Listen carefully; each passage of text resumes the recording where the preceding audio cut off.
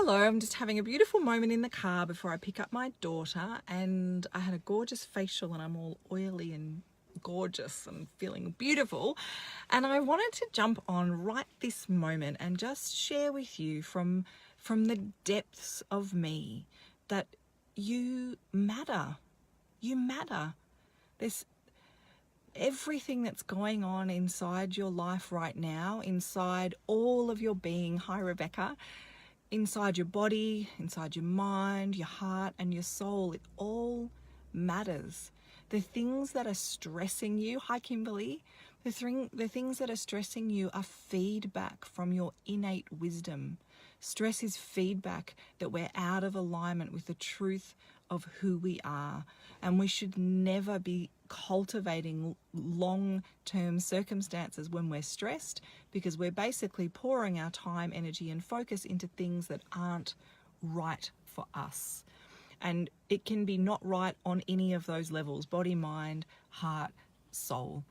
So your stress matters. It's there to be listened to.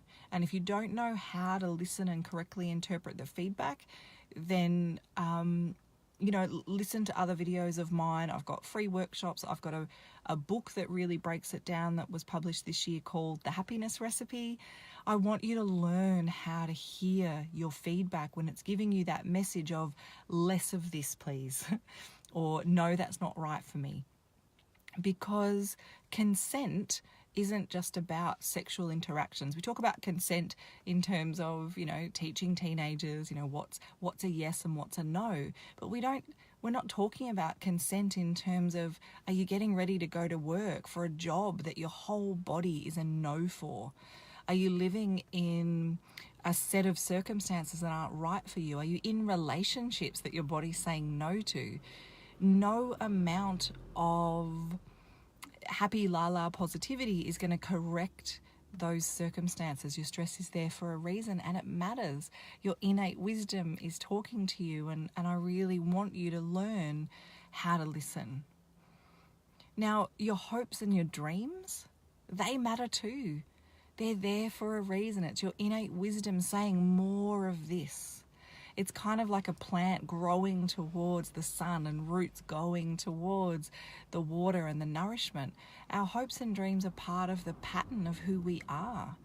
What lights me up, what invigorates me, what inspires me, this is what I'm meant to be doing in the world. And believe me, I've done jobs that aren't this, that aren't being a healer, a holistic counselor, a life coach. The whole journey that I've been on over the last 20 years to have my business in its current form, I've done other jobs compared to this, and I guarantee you that showing up for work didn't feel as amazing as it is now. When I'm asked why I do what I do, honestly, my answer is a happy tears kind of joy.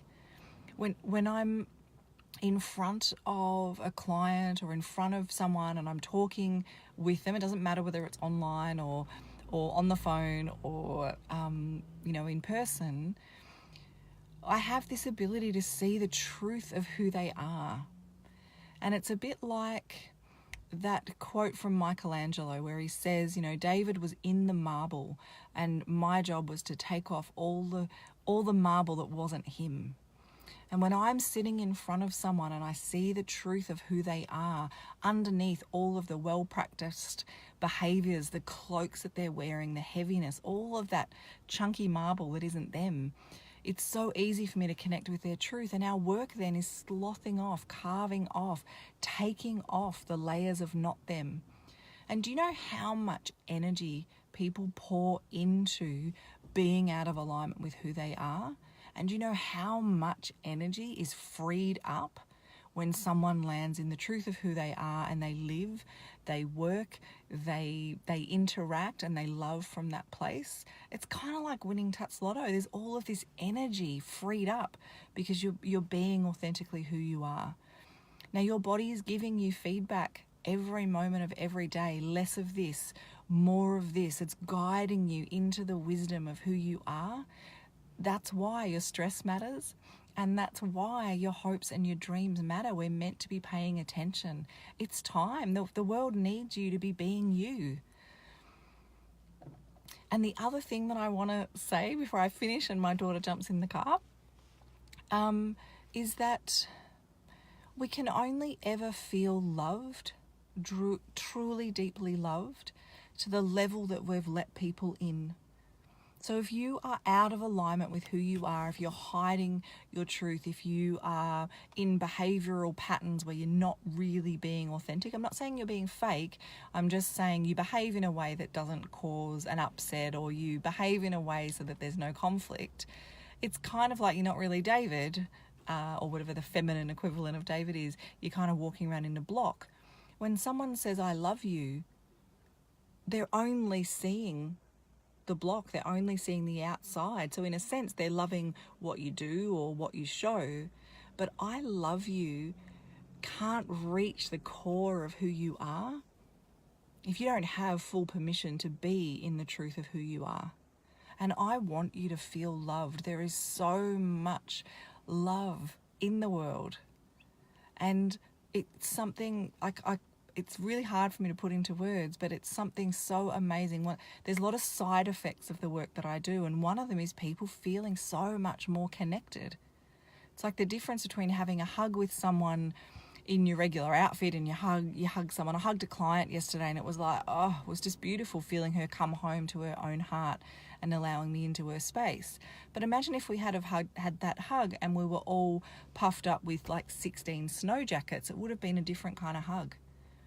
And the level of connection we have when we've got layers of armor, or layers of wanting to avoid conflict, or just layers of not us, the level of connection just can't be as deep. And I want you to feel loved. I want you to feel known.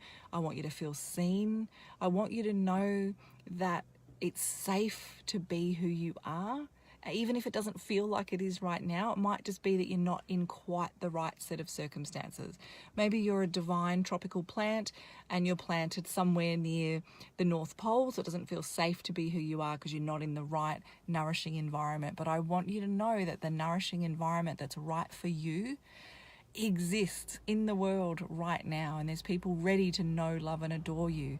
But in order for you to be open to that connection, you've got to be open to the connection with you. So that's what I wanted to say. If you're not in my Cultivate Soul Deep Happiness private group on Facebook, hop in there. I'm going to be running a free class next Wednesday, which is, I'm calling it a self-worth masterclass, which is all about this. Self-worth is, the permission for you to invest in you. And I really want to share what, my thoughts on that and my learnings on that from my own 43-year journey of being me. And, I started at 19 learning tools about, the mind-body connection, and have been a therapist for over 20 years now. So I want to share my wisdom. That group's always free, and it's a place where I share that overflow of energy. I'm so inspired at the moment. I'm so excited about the happiness recipe. I'm so excited with who I'm meeting and who I'm talking to, and getting this message out there that, you know what, you are the boss of you. You're in control of your life. There's so much you can do in every given moment to feel better, to think better, to be better. And I mean by better, I mean feeling better, feeling better about yourself. Not that you're not good enough, but just, the peace and relief of being who you authentically are. And you can imagine how much energy is freed up from that and how good it feels. And I want that for you. So that is my thoughts of the moment. Thank you, beautiful Kimberly and Rebecca, for joining me live. How fun. And any questions, any thoughts, share them. We're not meant to be in this journey alone. And if you need me, reach out and let's talk. All right, lots and lots of love. Mwah.